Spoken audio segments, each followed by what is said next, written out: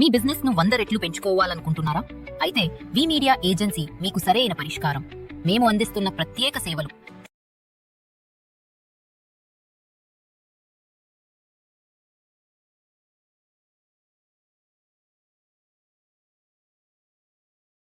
VTV health ప్రేక్షకులకు నమస్కారం. ఈరోజు మన స్టూడియోకి ప్రముఖ ఆయుర్వేద వైద్య నిపుణులు, గత 30 సంవత్సరాల నుంచి వైద్య వృత్తిలో పేదలకు సేవ చేస్తూ మరియు ఈ ఆయుర్వేద మెడిసిన్స్ తయారీ రంగంలో ఉంటూ మరియు సమాజ సేవ కూడా, ఈ వైద్య సేవే కాదు సమాజ సేవ కూడా చేస్తూ పేదలకి ఉచితంగా చూస్తూ మరియు ఈ మధ్య వికలాంగులకి సేవ చేయాలి అనే ఒక మంచి దృక్పథంతో సురభి వారధి ఫౌండేషన్ అని చెప్పి ఒక ఫౌండేషన్ స్థాపించి దాని ద్వారా మరియు అటు సమాజానికి సేవ, వైద్యపరంగా పేదలకి మరియు ఇప్పుడు వికలాంగులకి చేస్తూ అందరికీ ఆదర్శప్రాయంగా నిలిచే ప్రముఖ వైద్య నిపుణులు డాక్టర్ ఎంబీఆర్ కామేశ్వరరావు గారు మన ముందున్నారు. స్వాగతం, సుస్వాగతం సార్. నమస్కారం. చాలా సంతోషం మా స్టూడియోకి వచ్చారు. మా ప్రేక్షకులకి మీ అనుభవాన్ని, ఈ 30 సంవత్సరాల అనుభవాన్ని కొంత అందిస్తారని ఆశిస్తున్నాం. ఆయుర్వేదంలో ఈ ఆహారాన్ని ఎలా విడగొడతారు సార్? యాక్చువల్గా ఆయుర్వేదంలో ఆహారం విడగొట్టడం అనేది అసలు ప్రస్తుతం ఆహారం తినడమే ఒక ఫ్యాషన్గా పెట్టుకున్నటువంటి టైము ఈ రోజుల్లో. అంటే దొరికితే ఏదో ఒకటి నోట్లో వేసుకోవాలన్నటువంటి ఆలోచనలో ఉంటారనమాట అండి. యాక్చువల్గా తల్లి గర్భంలో పిండం కింద ఏర్పడినప్పుడే ఒక్కొక్క ఆర్గాను ఎంతకాలం పనిచేయాలి అనేది ఒక స్టాండర్డ్ ఐఎస్ఏ మార్క్ ఏర్పడిపోతుంది అనమాట అండి. అంటే గుండె ఎన్నిసార్లు కొట్టుకుంటుంది, బ్రెయిన్ ఎంత పనిచేస్తుంది, ఇంటెస్టైన్స్ ఎన్నిసార్లు పనిచేస్తాయి, ఎన్నిసార్లు డైజెషన్ చేస్తాయి.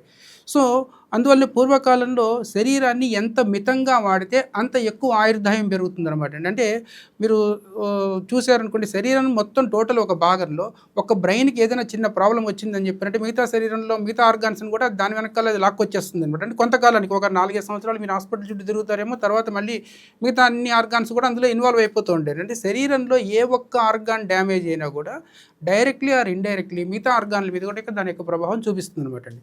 అందువల్ల అంటే ఏ ఆర్గాన్ని ఎంత వాడాలి అంటే ఇప్పుడు మనము సంబంధం లేని విషయాల్లో మనం ఇన్వాల్వ్ అయిపోయి బీపీ అనవసరంగా తెచ్చుకుంటాం అనమాట అండి. సో ఒక డైజెషన్, ఇప్పుడు మీరు ఈ సూత్రం వినే ఉంటారు, ఏకభుక్త మహాయోగి, ద్విభుక్త మహాభోగి, త్రిభుక్త మహారోగి అని చెప్పని. ఎంత చక్కగా చెప్తారంటే 3 సార్లు మించి ఘన పదార్థాలు శరీరంలో కనుక వేసావు అని చెప్పానంటే దాని యొక్క డైజెషన్ పవర్ ఒకరోజు తగ్గించేసావు అని అర్థం. అంటే ఫర్ ఎగ్జాంపుల్ మన యొక్క డైజెస్టివ్ సిస్టము రోజుకి 5 సార్లు డైజెషన్ చేయగలిగే కెపాసిటీ ఉందనుకోండి. అంటే మన జీవితకాలం 100 సంవత్సరాలు అని అనుకుంటే 100 × 350 × 5 సంవత్సరాలు, 5 సార్లు. సో అలా లెక్కేసుకుంటే రోజుకి కనీసం మనం 20 సార్లు తింటాం, ఏదో ఒకటి ఘన పదార్థాలు లోపలికి వేస్తాం. అని అంటే మీరు 4 రోజుల జీవితకాలం దాన్ని వెనక్కి తీసుకొచ్చారండి. సో ఈ రోజుల్లో గ్యాస్ట్రోఎంట్రాలజిస్ట్, జిఏ ట్రాక్కి సంబంధించినటువంటి సమస్యలు విపరీతంగా, అంటే లివర్కి సంబంధించినటువంటి మీరు ఏషియన్ గ్యాస్ట్రోఎంట్రాలజిస్ట్ దగ్గరికి అక్కడికి వెళ్ళి మీరు నిలబడితే కొన్ని కుప్పలుగా పేషెంట్లు కనిపిస్తారండి. ఇంటెస్టైన్స్కి సంబంధించిన, అంటే మోస్ట్ నెగ్లెక్టెడ్ ఆర్గాన్ కడుపు అనమాట అండి. ఇలా ఎవరో మిర్చి బజ్జీ తింటావా, వేసేయి. ఐస్ క్రీమ్ తింటావా, తినేయి. సో మనం ఇప్పుడు దాన్ని తింటున్నామా, అది ఎంత తింటున్నాము, దాన్ని మనం అరిగిస్తున్నామా, దాన్ని ఎనర్జీ రూపంలోకి మనం కన్వర్ట్ చేస్తున్నామా, ఇదంతా ఏ రకమైనటువంటి ఆలోచన ఉండదు అనమాట అండి. ఆహారాన్ని కనబడితే తినాలా అన్నటువంటి ఉద్దేశంలో మనం ఉంటున్నాం. కాబట్టి ఎప్పుడైతే డైజెస్టివ్ సిస్టమ్ ఖరాబ్ అవుతుందో ఆటోమేటిక్గా మిగతా అన్ని ఆర్గాన్లని అది లాగేస్తుంది అనమాట అండి. నమస్కారం సార్. మీరు చాలా మంచి విషయాలు తెలియజేశారు మా ప్రేక్షకులకి. మరిన్ని మంచి సలహాల కోసం, వైద్య విధానం కోసం మిమ్మల్ని సంప్రదిస్తాం. ధన్యవాదాలు సార్. తప్పకుండా. నమస్కారం. వ్యూవర్స్ చూశారు కదా, మరిన్ని మంచి వీడియోల కోసం డాక్టర్ బిఆర్కే కామేశ్వరరావు గారు మనకు అందుబాటులో ఉంటారు. మీకు ఏదైనా సమస్యలు ఉన్నా కామెంట్స్ రూపంలో పెట్టండి.